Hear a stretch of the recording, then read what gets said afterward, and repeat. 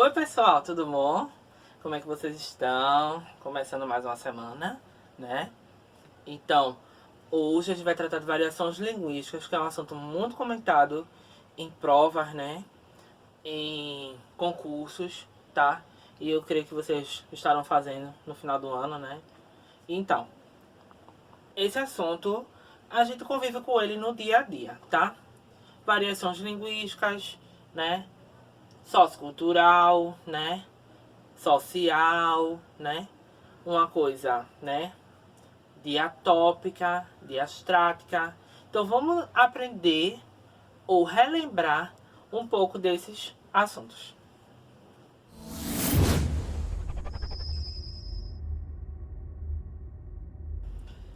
Vamos para o conceito, né? As variações linguísticas, elas reúnem todas as variantes da língua, certo? E que foram criadas pelo homem e elas são inventadas a cada dia. Ou seja, existe a sociedade e a sociedade ela vai se expressar, né, e inventar palavras novas a cada dia, certo?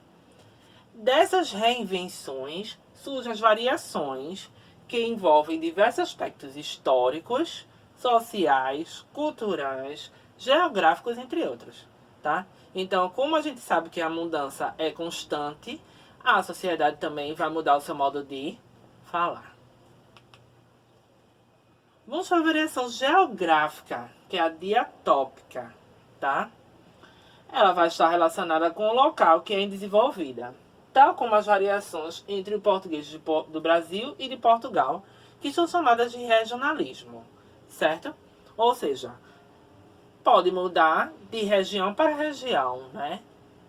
Ou de país para país, tá? Vamos para um exemplo bem simples. O português do Brasil e o português de Portugal. Por exemplo, aqui nós falamos celular. Lá eles falam telemóvel. Vê, o mesmo significado para uma palavra que é diferente, ok? Telemóvel e celular, elas são palavras diferentes, mas elas são o mesmo significado, né? Um telefone móvel, tá? Ônibus no Brasil e autocarro em Portugal. Vê, significado igual, mas as palavras são diferentes, tá? Trem em Brasil. Em Portugal, comboio, tá? Ou seja, o mesmo significado, mas palavras diferentes. Ou seja, elas são heterógrafas, tá? Que são palavras com grafias diferentes, mas o significado é o mesmo, ok? Já a variação histórica, que é a diacrônica, ela ocorre com o desenvolvimento da história, tal como o português medieval e o atual, tá? Ou seja, o português arcaico, que era o português antigo, e o português atual. Exemplos. Veja que belos movimentos elípticos fazem essas ondas. Meu caro amigo, pegá-las-emos nesse instante ou mais tardiamente? Ou seja, é um português muito antigo que se colocava naqueles tempos de clássicos da literatura, sabe? E era o português vingente, sabe? Aqui é um caso de um político, né? Ou de uma pessoa mais influente que fala de uma forma totalmente diferente para o surfista, que não vai entender, não é isso? Ou seja, essa variação aqui, o que a gente quer dizer? Que há mudanças, tanto, ou seja, esse pegá-las-emos, né? Era uma expressão que era usada antigamente. Hoje ela foi derrubada, tá? Já a variação social, ou diastrática, ela é percebida segundo os grupos, os classes sociais envolvidas, tal como a conversa em um orador jurídico e um morador de rua. Ou seja, que é uma coisa que é diferente o que vai ser falado. Já a variação situacional, que é a diafásica, ela vai ocorrer de acordo com o contexto. Ou seja, vai ocorrer segundo a situação. se ela for formal ou se ela for informal, certo? As gírias, elas são expressões populares que são utilizadas por determinados grupos, certo? Por exemplo, quando eu falo com os meus amigos, eu tenho uma gíria diferenciada.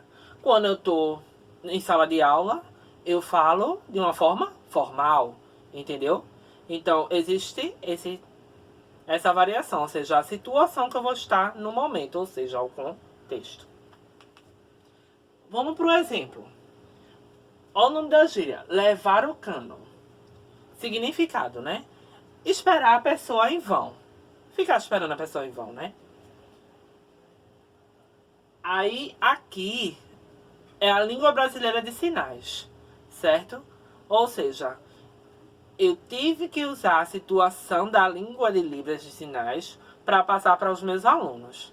Coisas que nem todo mundo sabe e eu vou ter que passar. Ou seja, eu vou ter que me adequar à situação no momento, tá?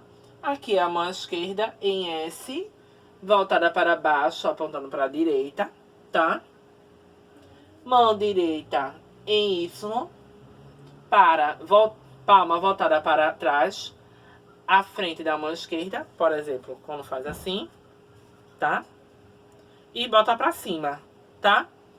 Mover a mão esquerda para trás até o mindinho tocar o queixo, ok? É como se fosse assim, tipo isso, tá? Que ele tá fazendo. Ou seja, na língua brasileira de sinais,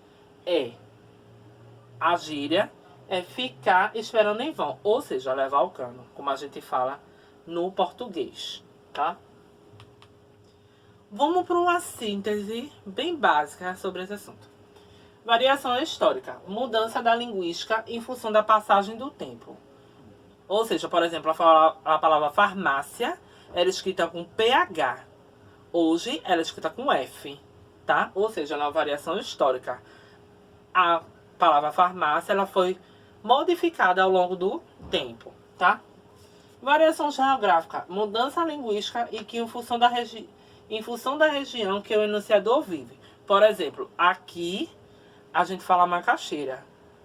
Lá no sul, eles falam aipim, tá? É a mesma, né? Mesmo leguminosa, né? Mesmo coisas de raiz, né? Mas eles não têm a mesma palavra, mas significam a mesma coisa, tá? Variação sociocultural, ou seja, social e cultural. E associada à idade, ao poder aquisitivo, ou seja, se a pessoa tem mais condições ou menos condições, se o grau de escolaridade é superior, se é fundamental, se é médio, enfim. Classe social, né?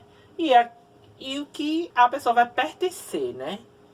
Aí vai depender da forma como ela fala, de acordo com a sua sociedade onde ela vive, tá?